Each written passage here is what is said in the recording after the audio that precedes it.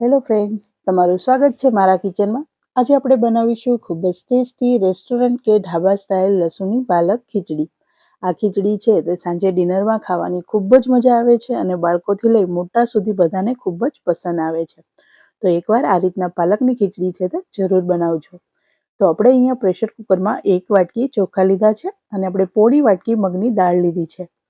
તો આ રીતના ખીચડીનું માપ રહેશે 1 વાટકી ચોખા અને પોણી વાટકી મગનું દાળ. બંનેને સારી રીતના મિક્સ કરી 2 થી 3 વાર ધોઈ લેશું.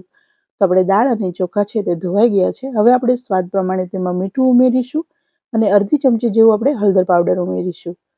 અને હવે આપણે એમાં 3 ભાગનું પાણી ઉમેરવાનું છે. તો અહીંયા મેં 1 વાટકી ચોખા લીધા છે, સાથે આપણે 3 ગ્લાસ જેટલું પાણી ઉમેરીશું. તો અહીંયા 3 ગ્લાસ જેવું પાણી ઉમેરાઈ ગયું છે. હવે આપણે કુકરનું ઢાંકણ ઢાંકી અને 3 વિસલ સુધી ખીચડીને કૂક કરી લેશું.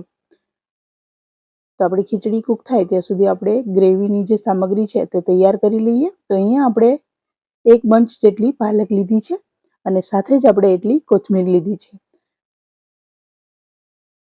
તો અહીંયા પાલક અને કોથમીરને આપણે લઈ લીધી છે. હવે સાફ પાણીએ 2 થી 3 વાર આપણે બંને વસ્તુને ધોઈ લેશું.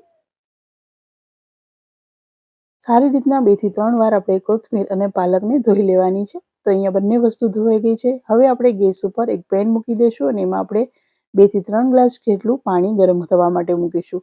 પાણી હલકું ગરમ થાય એટલે આપણે કોથમીર અને પાલક તેમાં બફાવા માટે એડ કરી દઈશું અને 2 થી 3 પાણીના આ રીતના ઉફાણ આવે ત્યાં સુધી આપણે પાલકને બાફી લેશું.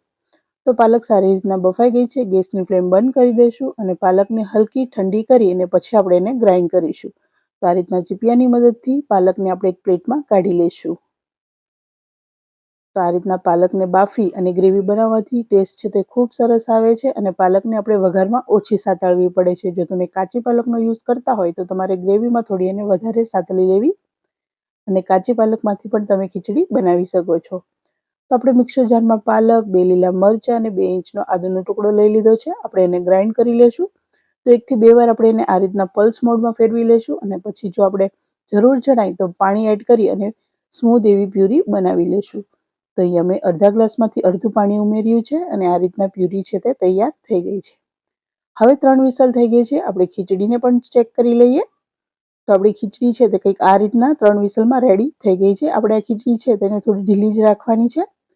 તો આ રીતના ખીચડી પણ કૂક થઈ ગઈ છે. હવે આપણે ખીચડીનો વઘાર કરી લઈએ. તો ગેસ ઉપર આપણે એક કઢાઈ મૂકેલ છે. એમાં 1 ચમચી જેવું તેલ ઉમેરીશું. તેલ ગરમ થાય એટલે 1 ચમચી જેવું આપણે આખું જીરું ઉમેરીશું. જીરું થોડું સતળાય એટલે મીડિયમ સાઇઝની એક ડુંગળીને આપણે નાના ટુકડામાં કટ કરેલી છે. ડુંગળીને સારી એવી સાતળી લેશું. ડુંગળી હલકી ગુલાબી કલરની થાય ત્યાં સુધી આપણે એને સાતળવાની છે.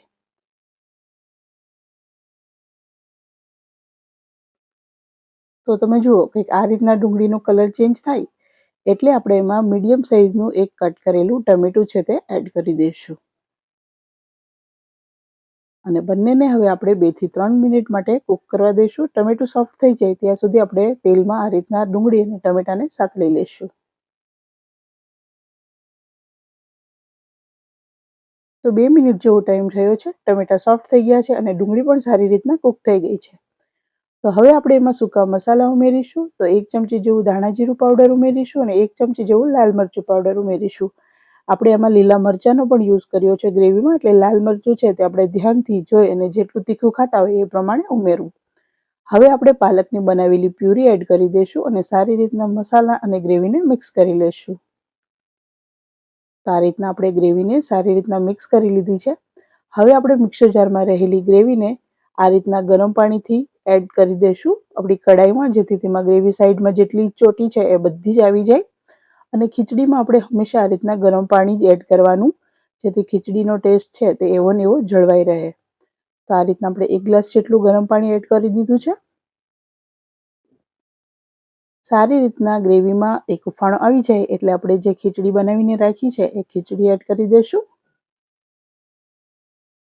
તો આ રીતના આપણે ખીચડીને ગ્રેવીમાં એડ કરી દેવાની છે અને સારી રીતના આપણે ખીચડીને મિક્સ કરી લઈશું. આ ખીચડી છે તે થોડી આગળ પડતી ઢીલી હોય તો ખૂબ જ સરસ લાગે છે. પછી તમારે તમારા ટેસ્ટ મુજબ અને તમને જેવી ફાવતી હોય ને ભાવતી હોય એ પ્રમાણે ઢીલી કે થોડી ડ્રાય રાખવાની છે. તો આ રીતના ગ્રેવી સાથે ખીચડીને મિક્સ કરી લેશું અને આપણે ખીચડીને ત્યાં સુધી પાકવા દઈશું કે આ ગ્રેવી છે તે ખીચડી સારી રીતના ઓબ્ઝર્વ કરી લઈ. તો 2 થી 3 મિનિટ માટે આપણે ખીચડીને આ રીતના ખુલ્લી જ ચડવા દેશું, જેથી તે ગ્રેવીને સારી રીતના ઓબ્ઝર્વ કરી લઈ.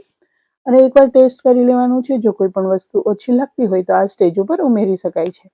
મને અહીંયા થોડું મીઠું ઓછું લાગતું હતું, તો મેં અહીંયા અડધી ચમચી જેવું મીઠું એડ કર્યું છે. સારી રીતના મિક્સ કરી લેશું અને ખીચડીને આપણે 2 થી 3 મિનિટ માટે કૂક થવા દેશું. આ રીતના વચ્ચે વચ્ચે મિક્સ કરતા જશું અને સારી રીતના 2 થી 3 મિનિટ માટે ખીચડીને કૂક કરી લીધી છે. તો તમે જોઈ શકો છો ખીચડી આપણી સારી રીતના કૂક થઈ ગઈ છે. એક પ્લેટમાં કાઢી લેશું અને આપણે એને રેસ્ટોરન્ટ કે ઢાબા જેવો ટેસ્ટ આપવા માટે ઉપરથી આપણે એક વઘાર એડ કરીશું. તો અહીં આપણે ગેસ ઉપર એક વઘાર પેન મૂકેલ છે. એમાં આપણે 1 ચમચી જેવું તેલ લીધેલું છે અને 15 થી 20 લસણની કળી આ રીતના ટુકડા કર્યા છે. આખું જીરું લીધું છે, થોડા મીઠી લીમડીના પાન લીધા છે અને એક સૂકું લાલ મરચું લીધું છે. તેલ ગરમ થાય એટલે બધી વસ્તુ એડ કરી દઈશું. લીમડો, જીરું અને લસણ. લસણ થોડું સતળાય પછી આપણે એક જે મરચું છે લાલ એ એડ કરીશું અને લસણને હલકું ગોલ્ડન કલરનું થવા દઈશું. વઘાર રેડી થઈ ગયો છે. ગેસની ફ્લેમ બંધ કરી વઘાર પેન નીચે ઉતારી અને એમાં આપણે 1 ચમચી જેવું લાલ મરચું પાવડર ઉમેરીશું. સારી રીતના મિક્સ કરીશું અને આ વઘારને આપણે ખીચડી ઉપર રેડી દઈશું. તો આ રીતના આપણે લસણનો વઘાર ખીચડી ઉપર આ રીતના રેડી અને સ્પ્રેડ કરી દેવાનો છે. આ વઘાર કરવાથી ખીચડીનો ટેસ્ટ છે તે ખૂબ જ સરસ આવે છે અને એકદમ રેસ્ટોરન્ટ જેવો ટેસ્ટ લાગે છે. ઉપરથી આપણે થોડું અહીંયા ફ્રેશ ધાણા એડ કરીશું. તમે ઈચ્છો તો આ સ્ટેજ ઉપર લીંબુનો રસ પણ એડ કરી શકો છો. અહીંયા આપણે ટમેટા અને ડુંગળીના સલાડ સાથે ખીચડીને સર્વ કરી છે. તો ખૂબ જ ટેસ્ટી ગરમા ગરમ રેસ્ટોરન્ટ કે ઢાબા જેવી આપણી લહેસુની પાલક ખીચડી બની અને તૈયાર છે. એકવાર આ રીતના ખીચડી જરૂર બનાવજો. મને કોમેન્ટ કરીને જણાવજો તમને મારી આજની આ રેસીપી છે તે કેવી લાગી. ફરી મળીશું આપણે આપણા નવા વિડીયો સાથે. ત્યાં સુધી મારી ચેનલ ઉપર નવા હોય તો ચેનલને સબસ્ક્રાઈબ કરવાનું ભૂલશો નહીં. વિડીયોને લાઇક અને શેર કરજો અને બાજુમાં આપેલું બેલ આઇકન જરૂર દબાવજો, જેથી મારા નવા વિડીયોના નોટિફિકેશન મળતા રહે.